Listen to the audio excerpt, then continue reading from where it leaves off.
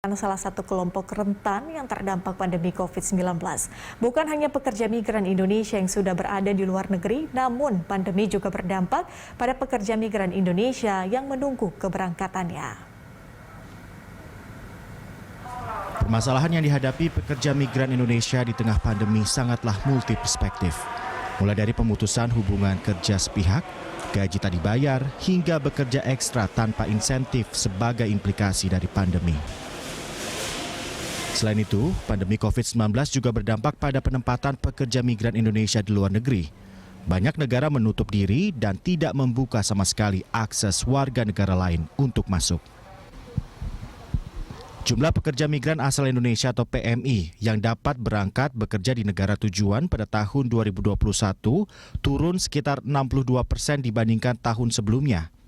Tercatat sekitar 42.000 PMI yang diizinkan berangkat pada tahun 2021 ini. Jumlah tersebut sekitar 37% dari total 113.173 PMI yang diizinkan berangkat pada tahun 2020. Berdasarkan data Badan Perlindungan Pekerja Migran Indonesia atau BP2MI, data penempatan pekerja migran Indonesia pada periode Mei hingga Juli tahun 2021 menunjukkan 5 negara penempatan terbanyak. Yang pertama ialah Hong Kong sebesar 3.563 atau 74,12%.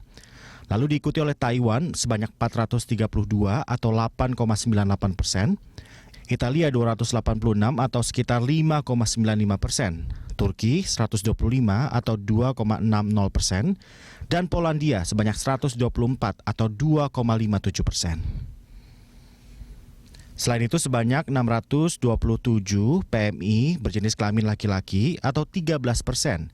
Selain itu ada 4.187 pekerja migran perempuan atau sekitar 87%. Selain itu sebanyak 3.648 atau 76% ini bekerja di sektor informal dan sebanyak 1.159 atau sekitar 24% bekerja di sektor formal. Untuk pekerja migran asal Indonesia yang berada di Malaysia, berdasarkan data dari Kedutaan Besar Republik Indonesia di Kuala Lumpur, 2,5 juta hingga 2,7 juta. Dan separuh pekerja migran tersebut tidak memiliki dokumen keimigrasian.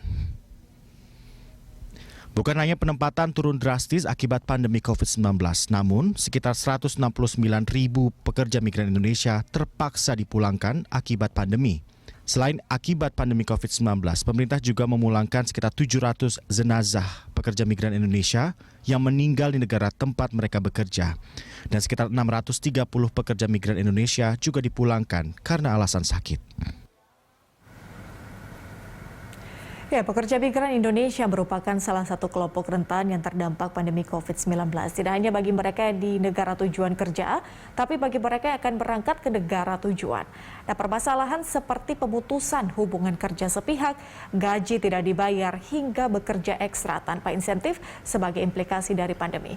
Belum lagi kebijakan pembatasan negara tujuan dan juga akses kesehatan menjadikan perbaikan perlindungan PMI menjadi krusial. Sebagai garda terdepan, pemerintah terus melindungi PMI kita di luar negeri. Kita akan membahas dan sudah bersama dengan kami Kepala Badan Perlindungan Pekerja Migran Indonesia, ada Pak Beni Ramdhani. Pak Beni, selamat sore. Selamat sore. Baik, salam sehat selalu Pak Beni. Salam sehat untuk kita semua. Terima kasih. Baik, kita juga sudah terhubung dengan Duta Besar Republik Indonesia untuk Malaysia, ada Pak Hermodo. Pak Hermodo, selamat sore. Apa kabar?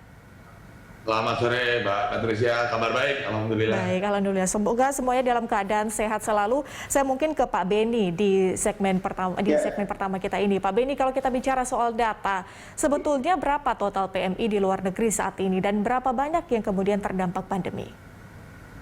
Per hari ini data yang tercatat dalam Cisco P2MI, sistem yang kita miliki yang terintegrasi dengan 1.400 kementerian lembaga, pemerintah daerah, kemudian juga perwakilan Republik Indonesia, perguruan tinggi, LPK, LSP, kemudian juga P3MI. Per hari ini adalah 4.382 pekerja migran Indonesia. Walaupun yang harus diingat, Mbak, bahwa menurut data World Bank, data PMI kita sesungguhnya atau orang Indonesia yang bekerja di luar negeri itu berjumlah 9 juta. Artinya ada 5 juta lebih yang tidak tercatat ya, dan mereka rentan mengalami eksploitasi sebagaimana yang disebutkan tadi, kekerasan fisik, kekerasan seksual, gaji yang tidak dibayar, eksploitasi jam waktu bekerja, pemutusan hubungan kerja secara sepihak, kemudian mereka kadang diperjualbelikan dari majikan satu ke majikan yang lain, ya, karena memang mereka tidak mendapatkan perlindungan negara sejak awal karena mereka berangkat secara tidak resmi, kecuali ketika mereka mendapatkan masalah, mereka lari meminta perlindungan KBRI atau KJRI, disitulah peran negara untuk memberikan perlindungan hingga mereka kembali ke tanah air dan kembali ke kampung halaman mereka. Kepulangan mereka ke tanah air per hari ini 1 Januari hingga bulan September awal itu sudah mencapai 72.000 pekerja migran Indonesia. Tentu karena berbagai alasan. Normally, reguler karena mereka telah selesai masa kontrak di negara penempatan yang automatically mereka harus kembali ke tanah air. Tapi juga tidak sedikit mereka yang dideportasi. Ya karena masalah-masalah keimigrasian, masalah hukum yang mereka hadapi di luar negeri yang memang bisa karena awalnya memang mereka berangkat secara tidak resmi atau berangkat resmi, paspornya dinyatakan habis, ya kemudian mereka tidak berinisiatif untuk kembali ke tanah air, tapi melakukan perpanjangan sendiri dan itu menimbulkan masalah hukum. Benar tadi dikatakan kita sudah menangani tahun ini kurang lebih ya bukan 700 tapi 840 jenazah yang harus dikembalikan ke tanah air dan 640 yang sakit, dan baik jenazah baik yang sakit ya mereka dalam jaminan pelayanan negara. Bisa dibayangkan sebagian besar dari mereka 90% berangkat secara tidak resmi, tapi kepulangan jenazah diurus oleh KBRI perwakilan dalam pembiayaan bahkan negara melalui KBRI dan perwakilan. Ketika tiba di tanah air, BP2MI mengambil peran ya menyiapkan ambulan dan mereka harus diantar sampai ke rumah mereka dan itu tanggung jawab negara. Kemudian juga yang sakit kita setelah dipulangkan oleh KBRI mereka tiba di tanah air, kita merujuk mereka untuk mereka dirawat di rumah sakit Polri yang bekerja sama dengan BP2MI.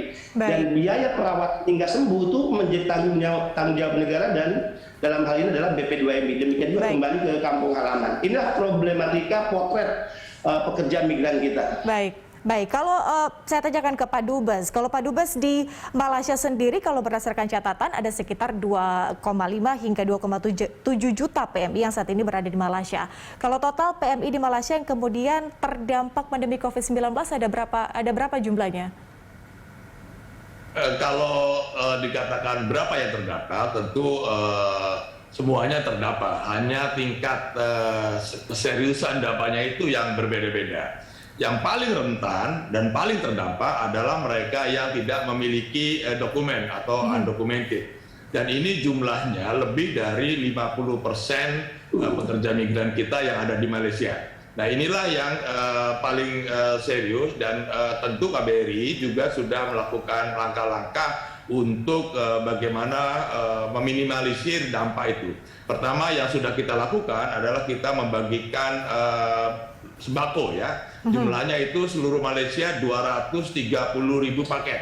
Untuk KBRI Kuala Lumpur saja yang dibagikan itu 137.000 paket lebih. Itu yang untuk jangka pendek. Kemudian sebagian besar mereka yang undocumented ini juga sudah pulang atau sebagian mulai pulang ya. Kalau sejak diberlakukannya rekalibrasi awal Januari itu sudah 55.000 lebih. Tetapi sebelumnya, tahun sebelumnya itu udah 170-an ribu. Jadi kalau kita perkirakan sekitar 230.000 atau 250.000 itu sudah kembali ke Indonesia karena memang kondisi di sini tidak memungkinkan lagi mereka untuk bertahan ya karena lapangan pekerjaan sudah tidak ada, penghasilannya pun jauh berkurang. Dan kita perkirakan sampai akhir tahun ini jumlah yang akan pulang juga akan terus meningkat. Perkiraan saya sampai akhir tahun nanti sekitar 50 sampai 70 ribu akan kembali ke Indonesia.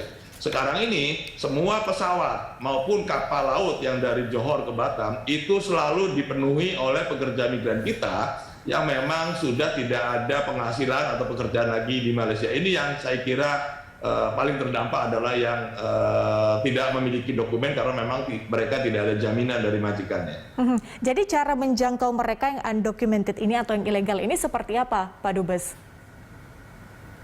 Untuk bantuan logistik itu kita buka pembukaan secara umum ya.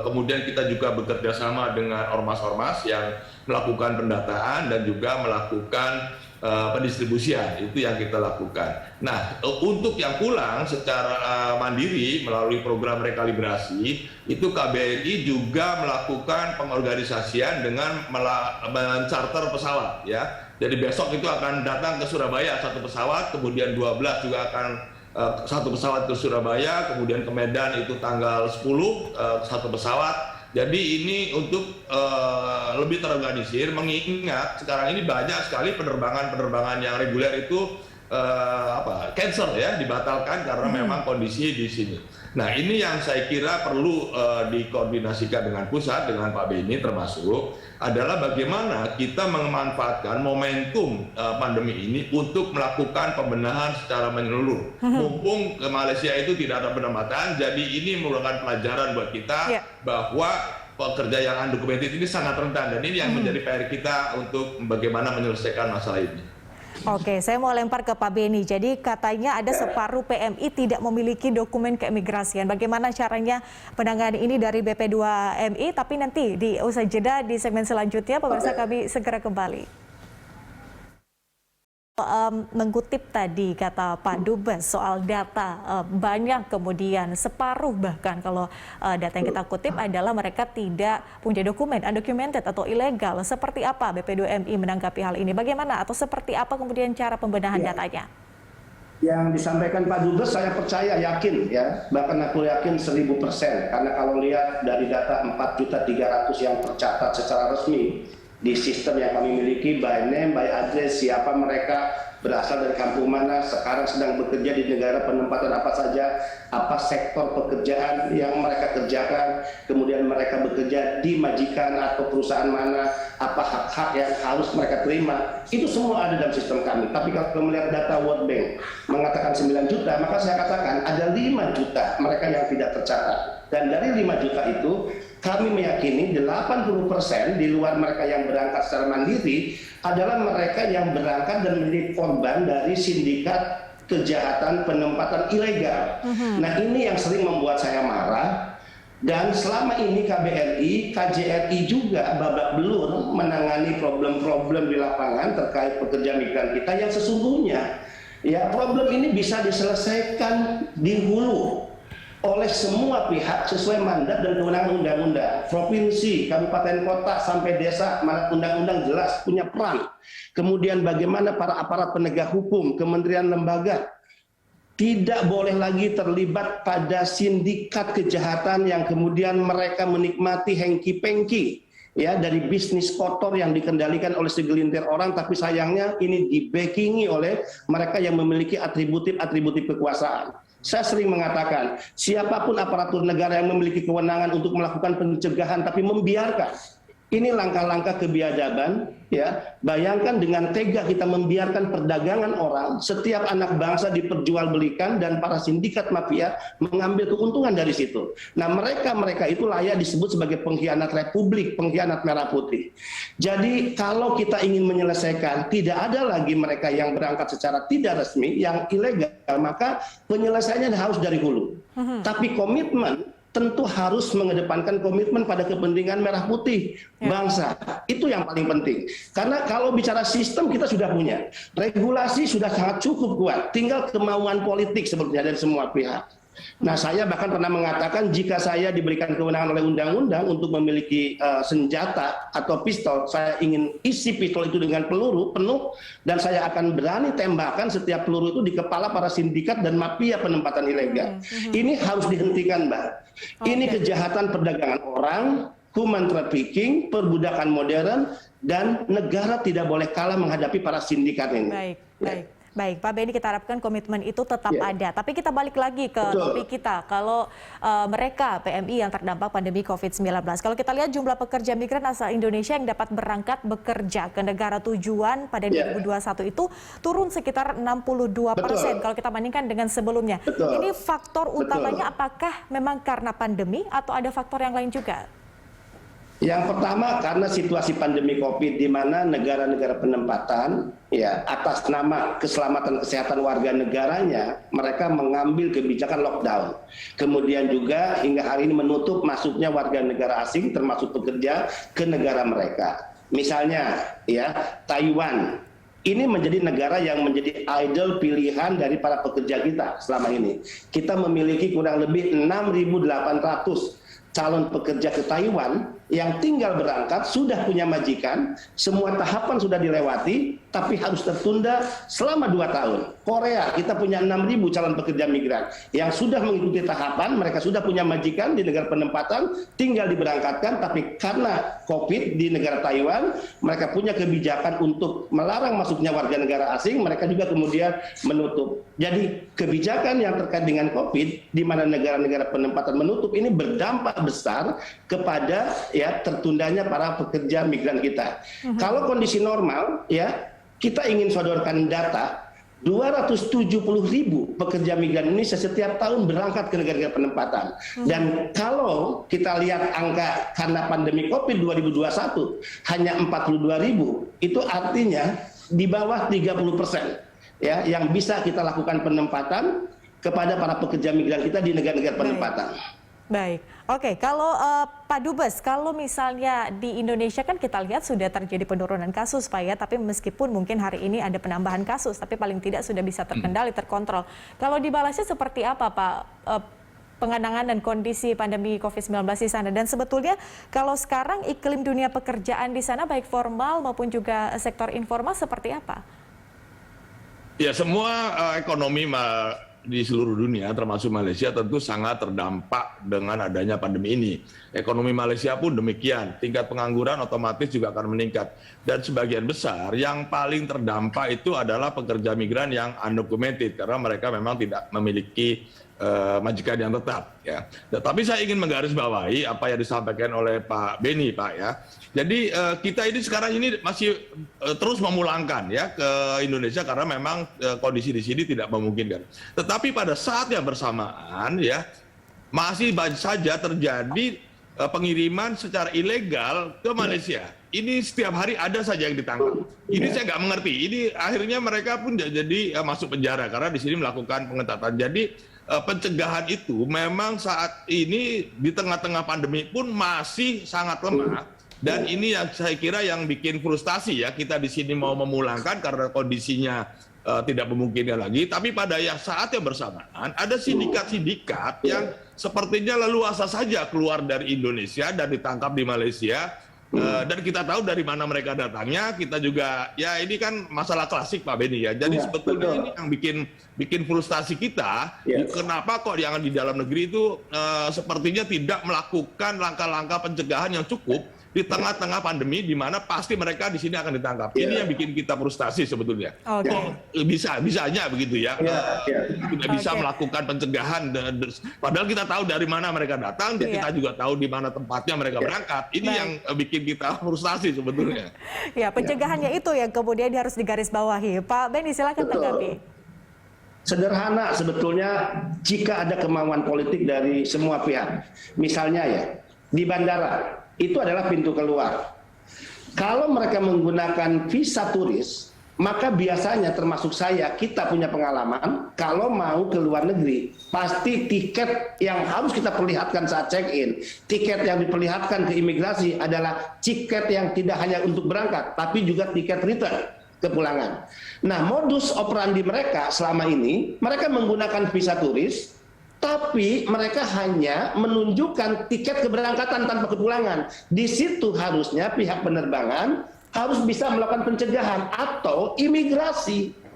Sehingga jika hanya dengan modal tiket keberangkatan tanpa tiket kepulangan, maka yang visa yang digunakan adalah visa kerja, yakin 1000% adalah mereka untuk bekerja di luar negeri.